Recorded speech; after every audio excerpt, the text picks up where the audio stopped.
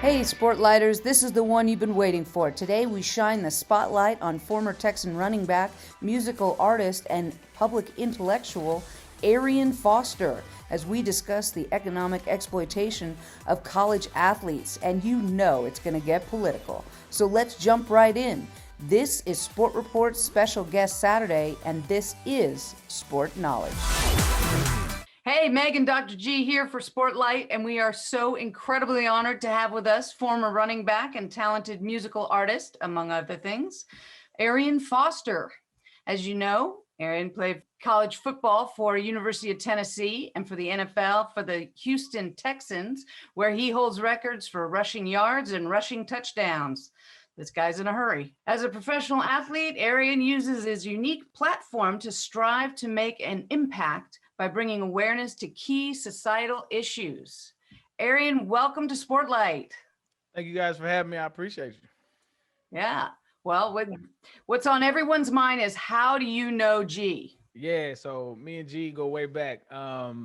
He was on the staff at the University of Tennessee, and I was one of the non-paid employees at the University of Tennessee. I was a former player there, and so he was always on my bumper because I never did what I was supposed to do. So so we go way back. Thank you for the segue, because one of the things that I want to chat with you about, and thank you for being here. I mean, some of my fondest days, right, are back in the UT days. I felt like a non-paid employee myself too, and what they did to graduate assistants too. You're right, you're working 80 hours a week. Yeah, that's wild. You know, same thing. We get a tuition break, and that was about it. But right, you kind of do the self-degradation humor, and you've always been like that. One of the reasons why I want to have you on and chat with you is you are, I think, a public intellectual.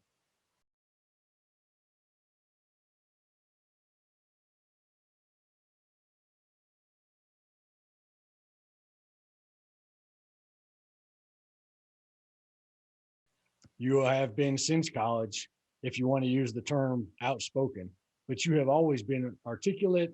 You've spoke your piece, you spoke your truth. And I think that in a way kind of gets people in trouble because they don't like to hear that.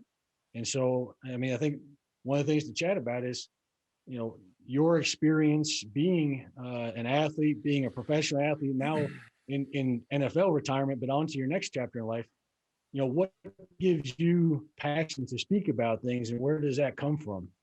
I appreciate the sentiment, brother. By the way, but I think in general, uh, I was really lucky with the upbringing that I had.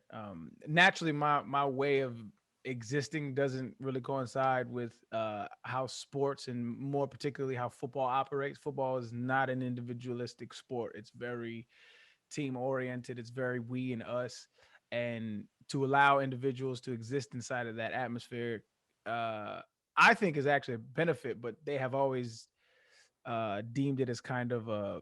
They always say they don't want any. What do they always say? They always say they don't want any distractions. That they deem it as a distractions, but that is a whole nother conversation. But I think in general, growing up, my mother and my father they never really forced anything upon us. They kind of taught us how they thought, whether it be religiously or politically, and then they said, find your truth, like whatever suits you. And I think giving you a baseline of how to understand this world, and then giving you the tools to investigate on your own, I think is the best way to parent. And I think I was very lucky in that aspect. And so I kind of carried that throughout my entire life. And so, I've said and done some things I'm not proud of, and I regret. And I think I look back on as like what a dumb kid I was. But I think that was all part of the process in molding who I am today. And I'm pretty sure in 10, 15, 20 years, I'm gonna look back and say, what a stupid 30-year-old I was. Hopefully, right? But I think in general, man, I'm just an inquisitive cat. I just care about first and foremost, like what I think. I care about do my thoughts, does my internal dialogue with myself, or monologue, does my internal monologue with myself, um is it in concordance with reality, or am I just feeding myself this echo chamber? And I think that's the danger we have, to get into a longer conversation about it. But is this the danger we have in society in general? Is I think people just want to be fed what they already believe, and I actively seek out my own biases to give another perspective to myself. And I think that's the most healthy way to live, and who knows if I'm right or wrong, but I just try to make sure that I am being honest with myself first and foremost. What have you learned over the last several years doing, the Bobby Fino, the podcast, the shows, the public engagement? What are some of those kind of learning experiences where you look back and go, wow, this is different than when I started, or it's changed my mind or evolved my thought process? I started out extremely pessimistic. I'm still pessimistic, but I understand where it's rooted now. My pessimism isn't rooted in um uh my desire for despair in the world. I think my pessimism is rooted for my internal optimism. Like I want things to be better. I want the best for humanity. I want the best for humans. But I think there's some flaws in our systems and some flaws in our thinking that uh, prohibits that. And so I've gotten my mind changed via conversation. Uh, and that to me is a powerful thing, is when you can uh, listen to people with the intent of actually listening to what they have to say rather than just waiting to talk. I think that's the most powerful thing I've learned throughout this thing, is throughout my post career, is like really listening to people. Like I think far too often we're just like waiting for somebody to stop talking to get our point across, rather than just really trying to listen and soak in what they're saying. Even if you disagree with them, just hear them out. Like for real, hear them out. And I think in doing that, two things can happen. I think one, you can actually get your mind changed on things because you don't know everything. Nobody knows everything. But two, is that you can begin to understand what it feels like to walk in their shoes, and so you can begin to uh, uh, execute the empathy that you probably love in other folks. I love that. I always feel like if I'm not uncomfortable, I'm not really learning. So I love what you said before. And then as far as listening, I think that's there's no question that's part of the problem. I'm so tired of everybody yelling over each other. It's Yeah. making me nuts. Well, and I'm curious to come back to this. One of the things that I learned actually in grad school at Tennessee through research, qualitative research, is listening to understand versus listening to respond. And I think that's kind of the short way of saying, right, when I'm trying to actually hear what you're saying before I can just jump in and beat you down or just say what I want to say too. Yep. No, it's so important, especially nowadays, because we're living in an unprecedented time where when I was growing up, if you wanted to research a fact, you had to use the Dewey Decimal System, right? Um, that's not a thing anymore. Well, I you had have now. microfiche. I don't see. I don't even know what that one is. That's not a thing anymore. Now all that information is at your fingertips. But with there's every action, there's an equal and opposite reaction. With information comes misinformation, and so if we don't have a consorted effort to filter out um bad information or sourcing your information, then what you have is, I think what we're currently experiencing is like I stated the other day about I think I was on Twitter or something like that, and we were talking about um uh like my ideal world, my idealistic world, and I was like, it has to be rooted in like facts and our current up to date scientific knowledge. And some guy was like, well, who's facts? And like to me that was like, wow, who's facts? Is that's a thing to people, like, well, it's your facts. And so it's like, not to get political, but you have people that think alternative facts are a thing. And I think if if we don't have a consorted effort to understand critical thinking and teach critical thinking as kids, then we have opened up Pandora's box in a very dangerous way. And it has to start from a young age. And if it doesn't, then there's some crazy things that can happen. I have my ideas, but I'll keep it. What I want to chat about too is, right, is social science versus natural science. And I know you've got an interest in physics, math, but then you've got philosophy, and do you, right, with philosophers, right? And it's the spectrum of our time. Some people say we are truly now living in somewhat of the postmodern time where facts don't matter. But that's also a very lightweight reading of postmodernism. And it's not to say that, that all facts are, there is no truth or facts or science is not irrefutable, but we've come to a point where science has not taken us further and further and further, but science is also weaponized for destruction, for the benefit of a few, and it's used in ways. And then you've got other people that just truly just make up stuff and don't look at any sort of reason, evidence, or values. And so then we say, well, who's facts? Or everything is relative. I think we're on the brink of like a civil or a global war, because what we observe in reality, my belief system is not contingent on how I feel, right? How I feel might be in concordance with my belief system, but it's not contingent. And so a lot of people, like, it hangs on that. Like, how I feel is becomes the barometer of your truth or not truth. And that's where the danger comes in. It's where it's a lot of people's identities are beholden to this either like a system or a party or whatever the case may be. And that cannot be the case. And when it becomes the case, then you have um, uh, political wedges that cannot be um, broken down, because then you're just arguing feelings. And how can a feeling be wrong? It's what you feel. It cannot be wrong. And so if that's the case, then we have to have a foundation. We have to have a metric in which we can both agree this is the system. It may have some flaws, but this is the system that has got us this far, and it's the most accurate way of deciding what is true and what is not true.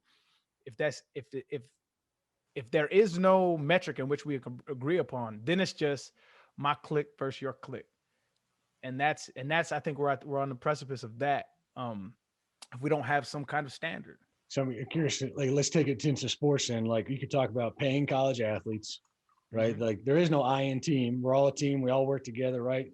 Except for when we're talking about financial equity or payment, right?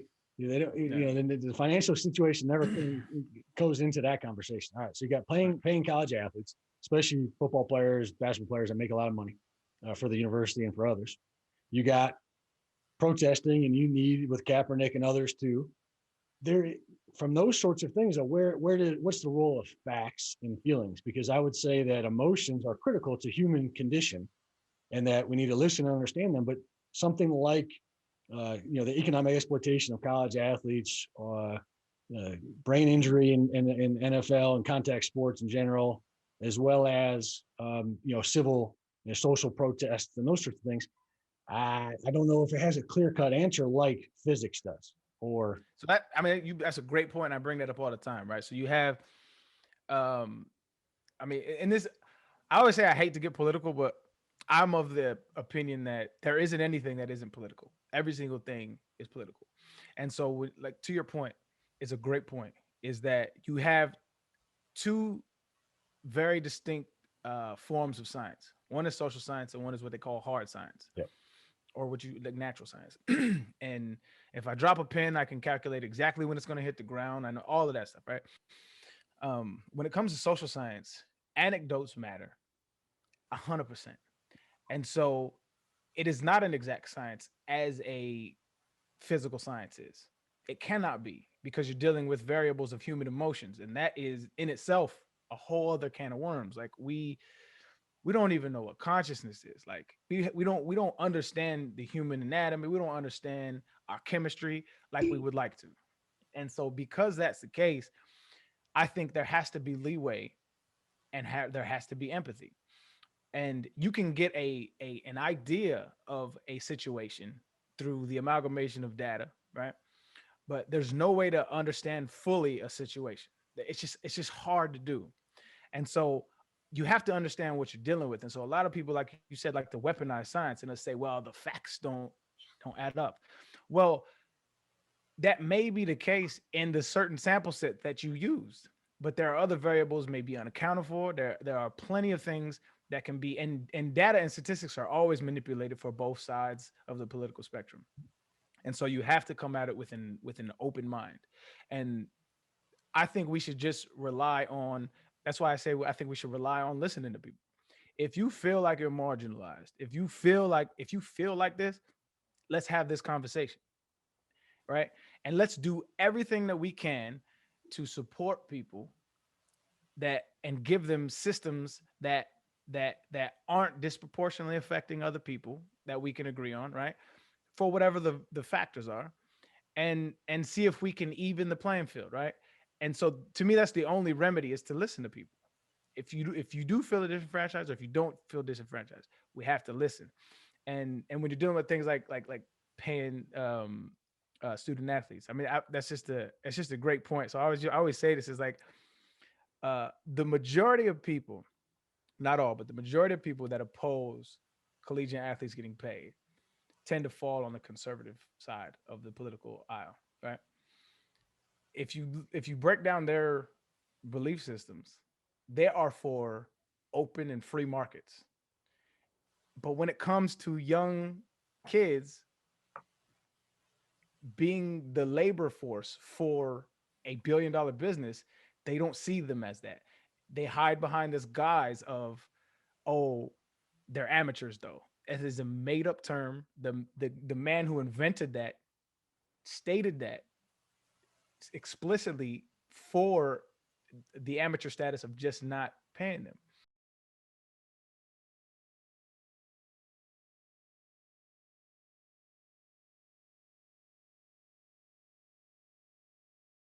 And so in order to be like intellectually consistent with your economic view and your view on collegiate sports, I think that side has to do a lot of soul searching. So how would you break that down? I mean, who would get paid, and how would that work if you agreed that they needed to get paid? Is it only football? Is it only, part of what they bring in? Because then look at the soccer, the women's soccer and the men's soccer. I mean, how do you decide who gets the bucks? Right. And see, I mean, this will get into a deeper conversation of an economic conversation of capitalism and its roots.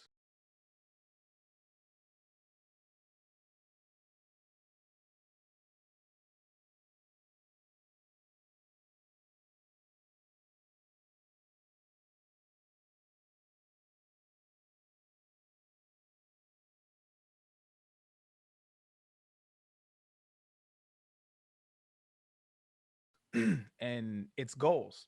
Capitalism's goals is to maximize profits and cut losses. And so if you want to operate in a system in which that is the case, then you're going to have this disparity in income. There's just no other way around it. If you look at literally what's going on in our economy with regular job forces, that's what's happening, because that's what this system yields. And so if you enjoy capitalism, right, then this is what it yields. It yields cutting some, probably. If the football program is making $80 million a year or $100 million a year, and the soccer team is making or costing money and not making money, then economically it's not feasible to keep that soccer program intact, right?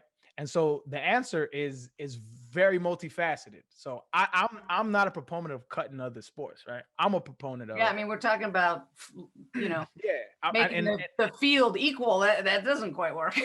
Well, no, it makes it fair. It doesn't make it equal. It makes it fair. Under this system, right? Under this system. And so what I'm saying is, you can't have your cake and eat it too. If you want this system, if you want to live under capitalism, this is what happens. This is what happens. And what you're doing is you're against like labor unions, right? You're against these very things that are essential for capitalism. And so in order to massage your belief system, like you have to there's some reconciliation that has to go on.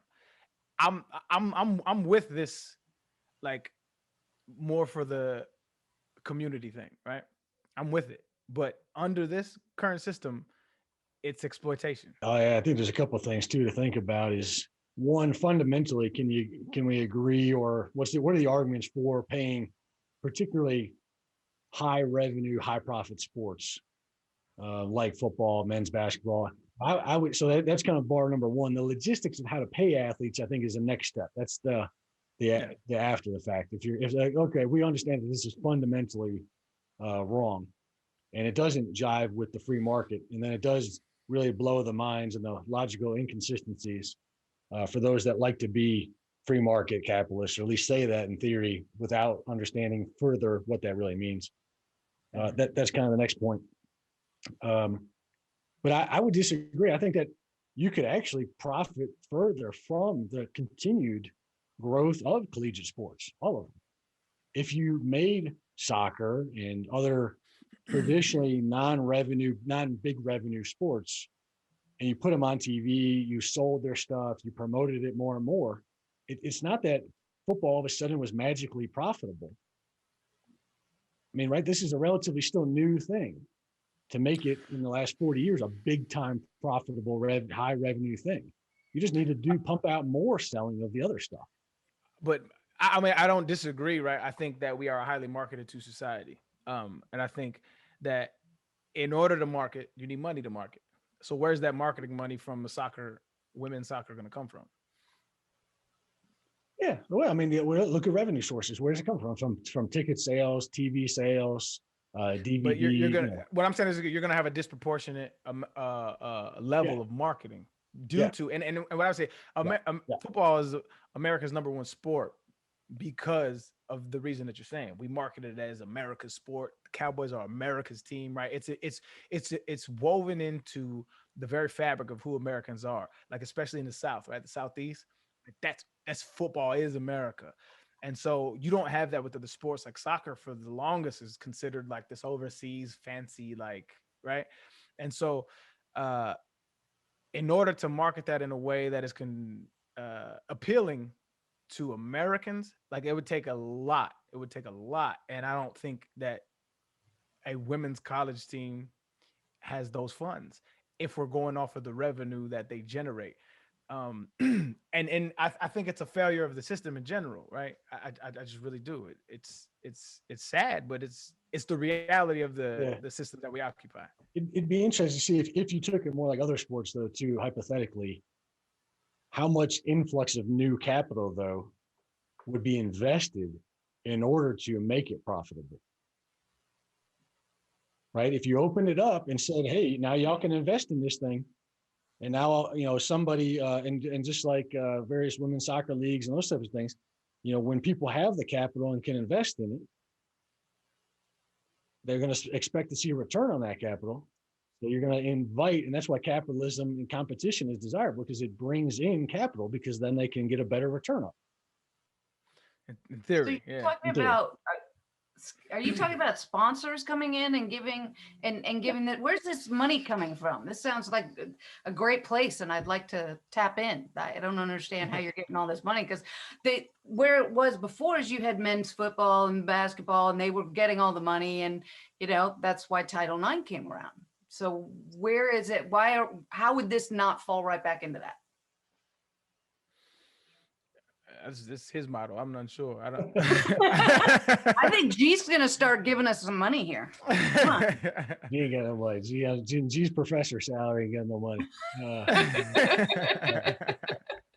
I should have been a fullback or a linebacker, maybe. I mean, the way I see it, if athletes are getting paid, it's going to be the college that's paying them. Are you talking about letting them do, ads and companies taking them on, or what are you talking about? Sure. So if you're a free market capitalist, what you're saying is you allow the market to set the value of each individual athlete, right?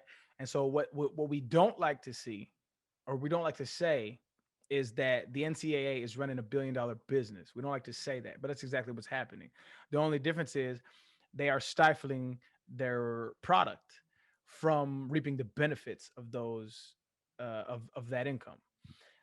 And so if you open up that Pandora's box of letting them receive income, but then you're going to have disparities in individual salaries on the team. Some kids are going to get sponsors, some kids are not going to get sponsors. Same thing that you have in the NFL. Not everybody is a millionaire in the NFL. It is what it, but we accept that because it's like, oh, those are grown men and they're doing business. But in college, it's like, well, they're amateurs. Well, if I'm in high school and I don't have a full ride scholarship and I go to work a 9 to 5, let's say I go work at Dairy Queen or Burger King or whatever. Well, I have a paycheck. I can't get what the manager's getting, right? The market set my value. Well, why is it okay for a regular business to have their employees set that market value, but it's not okay for an NCAA athlete? It just doesn't make any sense logically. It doesn't follow. And so in order to make it make sense, you have to make up special rules that you invented that aren't a real thing in our economy. Imagine coming out in high school and you go to get a job and they're like, we're not going to pay you because you're an amateur worker. You're gonna be like, what? I'm providing a service. This is my labor you're taking. People will be in an uproar. But when it comes to athletes, for some reason, there's this magical bubble that people don't want to poke. Yeah. Well, I mean, what's the magical bubble, right?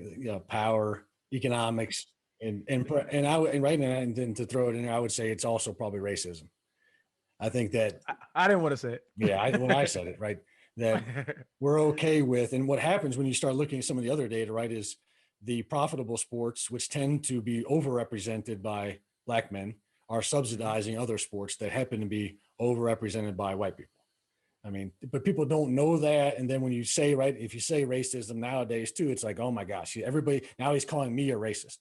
Well, no, this is a system that was not like this. I mean, when the NCAA, so real quick too, Walter Byers was the person that came up with student athlete in the book Unsportsmanlike Conduct. For those that are listening and want to read these type of things.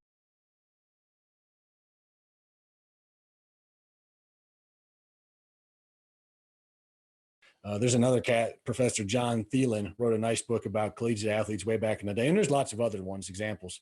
But 100 plus years ago, collegiate athletes were paid. They were paid at the beginning of sports when they started with crewing and there were the rowing teams, and they were paid. And they were switched teams sometimes. They had player coaches. But the idea of what we've got nowadays and the amateurism myth that we don't even have with Olympic athletes nowadays has gone except for this. And you have to say it like it is. Like, what else can it be besides I like power, I like money, and I don't care about what you're saying? Yep. No. And the idea that race doesn't have anything to do with it is it's just historically inaccurate. People hate being called a racist or being accused of carrying racist biases. Just to me are just ostriches sticking their head in the sand, and I don't even know if ostriches really do that. It's more of a saying, but beside the point. I think in order to understand anything in the context of today, you have to understand the history of America and the fact that people in today's world refuse to acknowledge the race relations as being an issue in today's world is just asinine in every walk of life, in the job market, in the criminal justice system, you name it, it's a factor. And the more and more we hide from it, the more and more it's going to pop up its ugly head, because it's here, and until you address it, it's not going anywhere. How many black head coaches did you play for? Not one. Well, how about the ownership? The ownership's what, 90%? And the and 90% white, and then the players are 70% black. I mean, it just, how do you not see that? Well, they'll tell you, I've actually had this conversation where they'll tell you it's because the ownership worked hard, pulled themselves up by their bootstraps. Well, I got another question for you. What happens? I'm curious. Okay, so if we pay college athletes, then the richest schools are going to be the winners, because they'll be able to afford the best players. So you get a school that's going to pay to be the best. And where does it stop? Do you then go to high schools? And doesn't that separate even more? Doesn't that kind of segregate everything just that much more? Yeah. Yeah. Okay, I was just checking. No, I wish I had a fancy answer, but that's what this system yields. Is it yields exclusion? It yields it's a dog eat dog system, and the more you accrue, the better it is for that system. Uh, it's a byproduct of capitalism, So and is socialism the answer then? so yes, it is short. Yes, Really?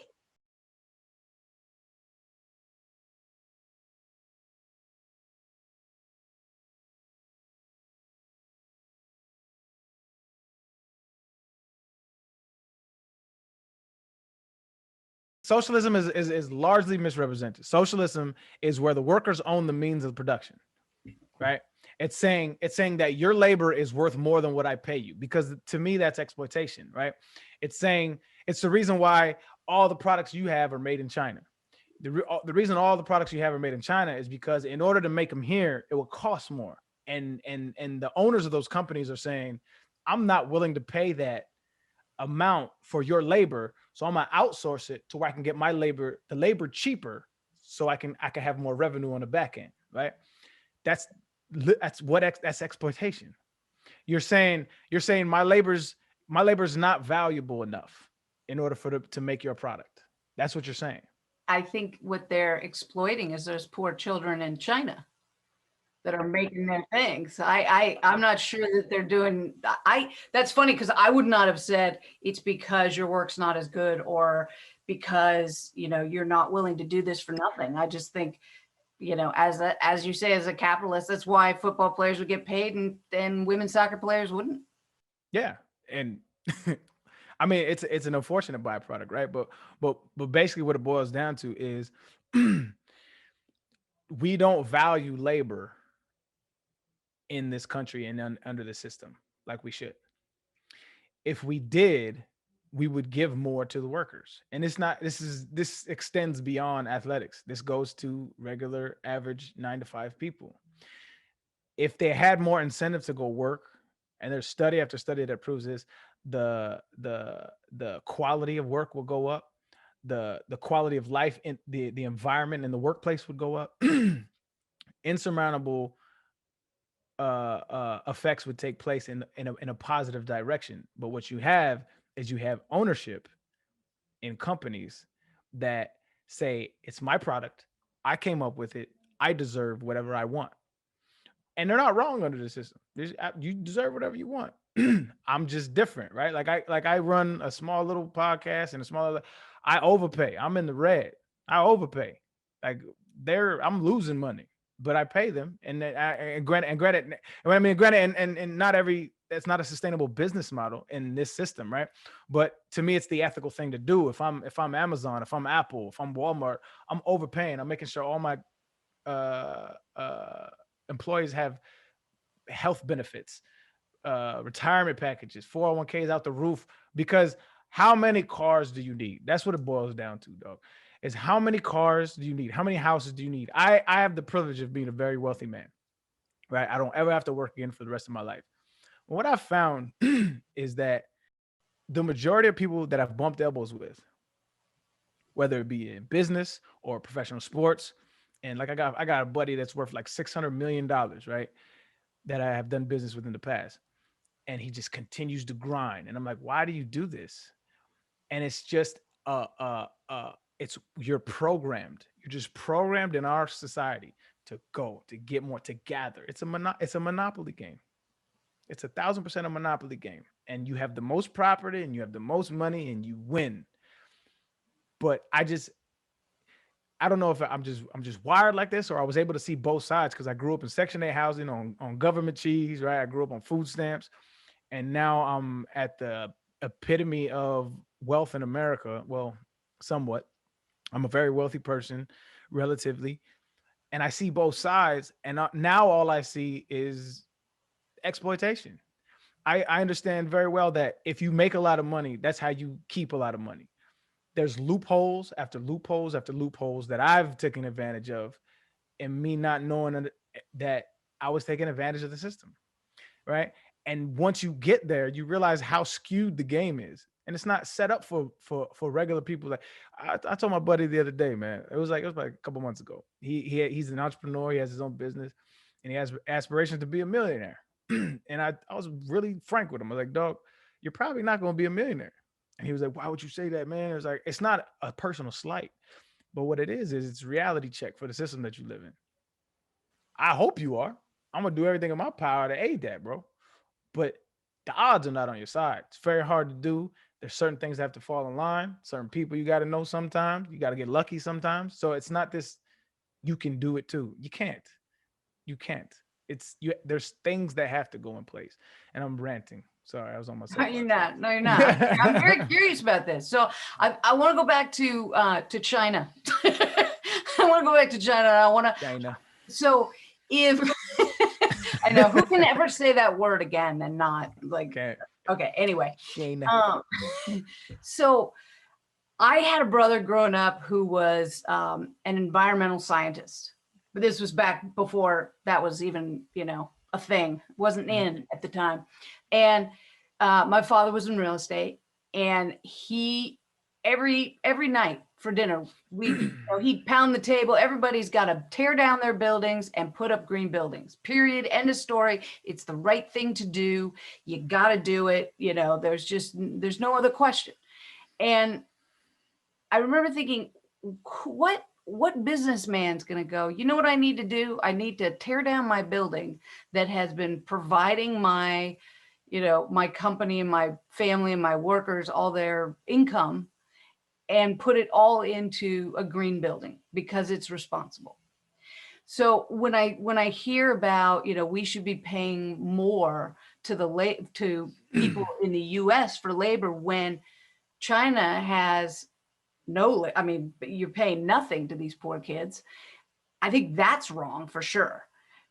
But how do we fix globally that issue if we just end up taking ourselves out of the equation by paying more and not being competitive on a global scale?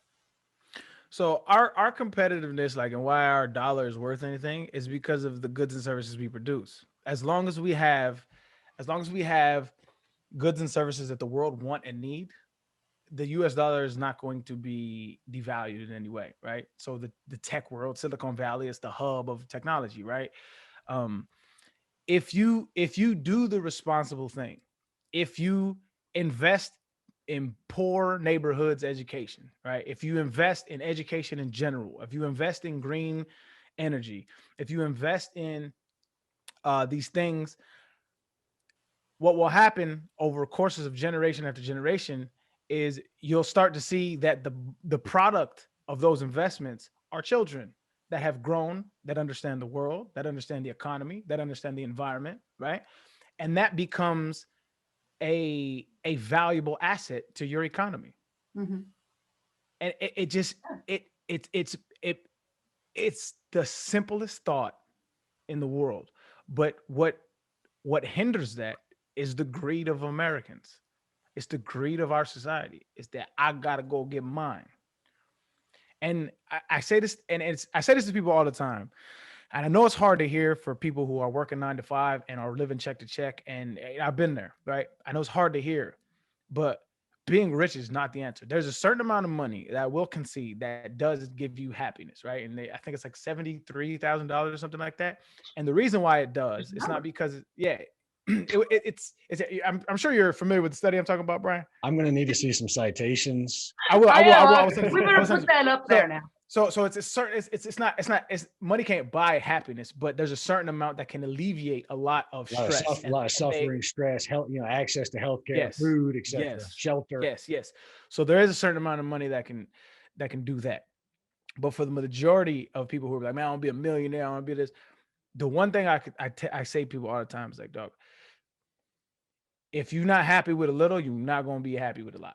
I promise you. Not only are you not going to be happy with a lot, you're going to be more miserable, because all money does is exacerbate and highlight everything that you are. If you're a giving, loving, kind person, you're going to be more of a giving, loving, kind person. If you're a piece of trash, you're going to be a bigger piece of trash. That's all it does. And so when we look at our society, it's so profit driven that that's all we care about. I mean, if you think about like I was having a conversation on Twitter not too long ago where they were like, the discussion was, when to kick your kids out of the house, right? And we're like, a lot of people, especially in my community, in the Black community, they're like, when you 18, you on your own, you gotta get a job. And I'm like, that's so backwards. That's so backwards. Because what we're saying is like, I've washed my hands of you, and now you gotta go fish on your own. And it's just backwards because we've had just generational curses of trauma. It's basically what it is. And so the more empathetic thing to say is, if I've taken care of myself in a way that I have, and I was lucky, I had the right people around me, I had the right support system, and not everybody has that, which is a whole nother conversation, but it needs to happen. Is that when I have kids, they don't have to leave my house until they're ready, until they want to. I'll be 70 years old, you 50. If you still want to stay with pops, that's what's up. Because I've nurtured a loving relationship. I understand what's out there. I understand the shark infested waters. So it's like we don't even cultivate that environment to where the offspring that you produce can stay with you. It's wild.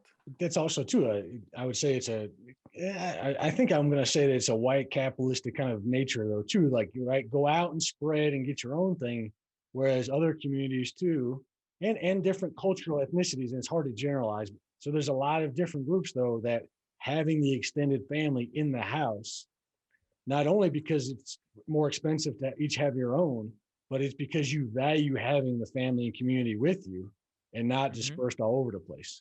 Yep. And that's changed as the economy has changed, and our ability to leave a certain geographical area has changed too. Yeah. And so, I mean, to your point, man, not to cut you off, but like, who lives with me now? Right now I have a she hates when I call her baby mother, but the mother that bore my daughter. I don't know if that's correct, but I have a daughter with a woman, and we were together 5 years, beautiful relationship, but it was time for us to split, and we split, right?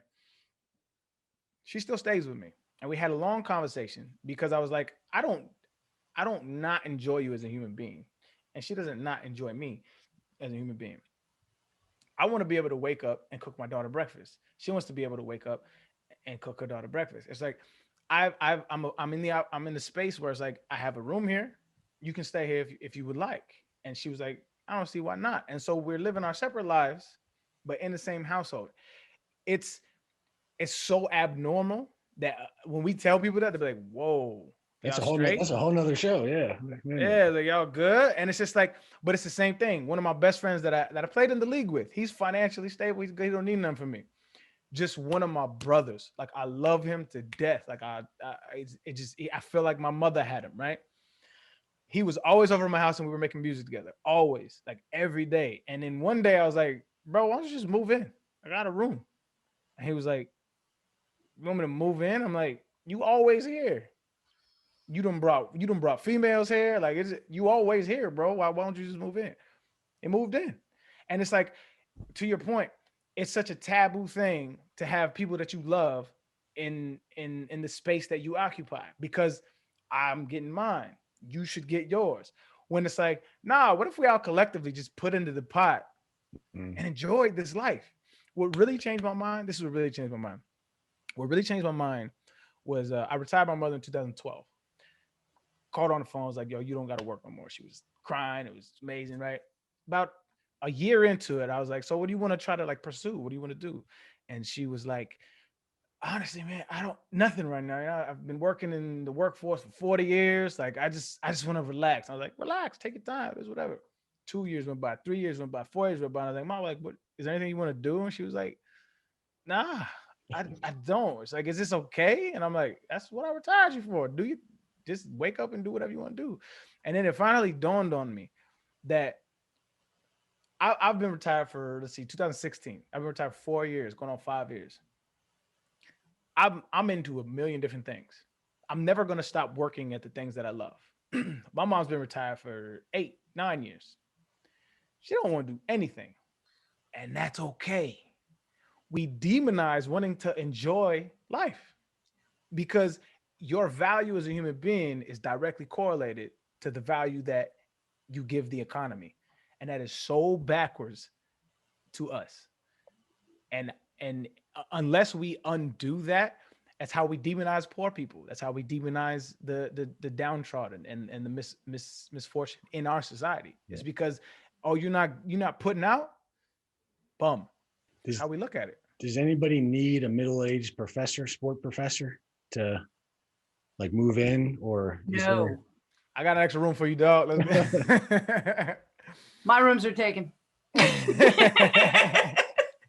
No, I think, it's so great when you look into other cultures and they have kind of the grandparents living with you, and it's a much more extended family. It's celebrated.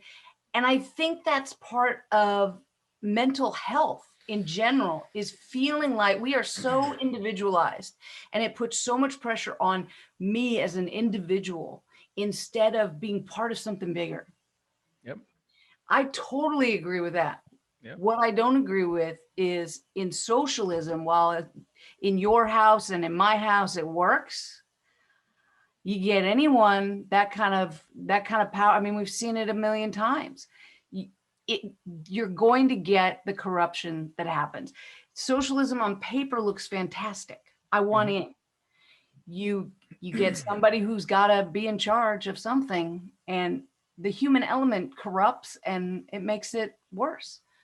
So I'm just not sure that's the answer. I'd like to find a C though. Well, I mean, it's the same thing with capitalism. I mean, you can literally define us as an oligarchy if you stretch the definition. Literally, you can literally say that politicians' policies are bought and paid for. Yeah. Like this is like, and it's not even like no conspiracy stuff. It's literally on both like sides. Yeah, I remember AT&T gave like millions of dollars to one of Trump's administrations just to, how does he understand? How does he operate? How does he work and operate? Because they wanted to slide a policy underneath the door.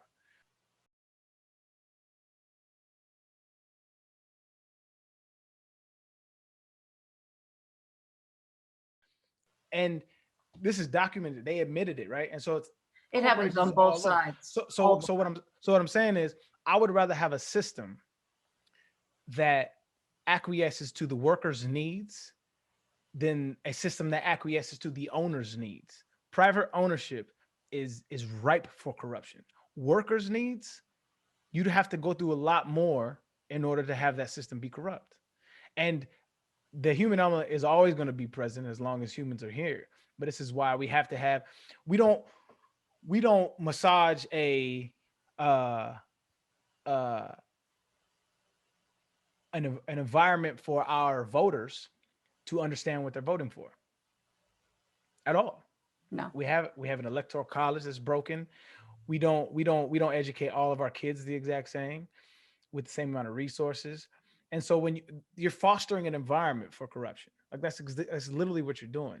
Like if I would believe our government has our people's best intentions in mind when we spend more money on education than we do on bombing people. 1,000% I would, but we don't. Even when the government spends money on education, though, it's a swing and a miss. I mean, No Child Left Behind was. I haven't seen an education program that works yet, and people have spent a lot of money on education, and it's just not working. Well, a lot of the time, the programs that I'm not talking about programs, right? The programs that they implement a lot of the times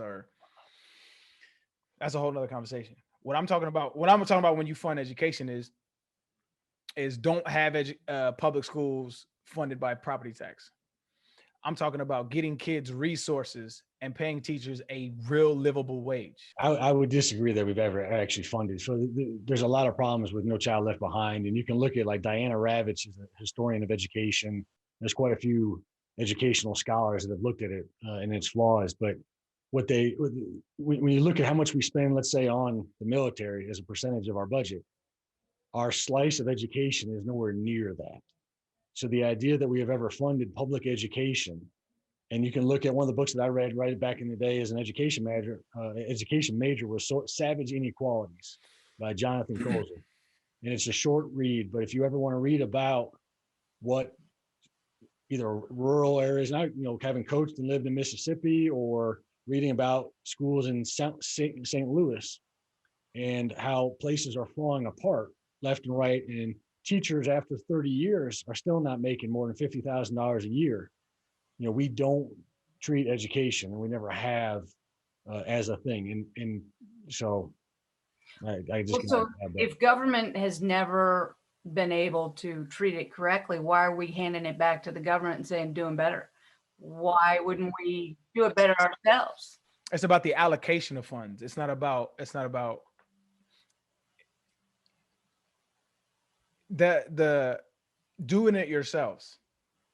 I mean, what would that entail, right?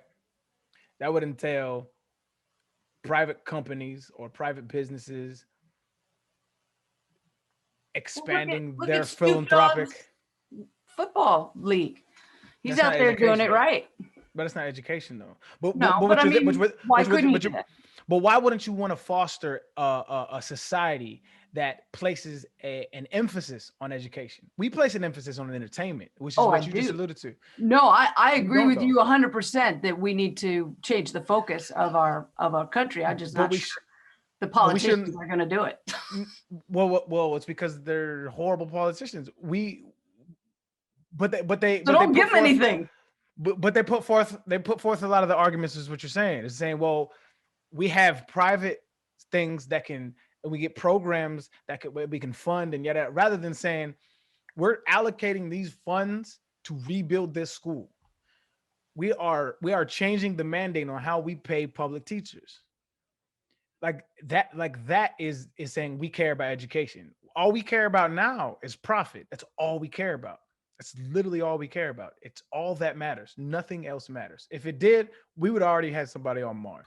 I wish that we could do these bills that you're talking about and these programs. I wish we could vote on them individually, because by the time it gets to anyone, I come up with a great idea. Let's get rid of all the guns, or let's put all our money in education. Okay, well then the next person says, I'll give you that if you give me this. Yeah. And by the time the bill gets there isn't any money. Everyone's getting 5 cents because everyone's taking a piece.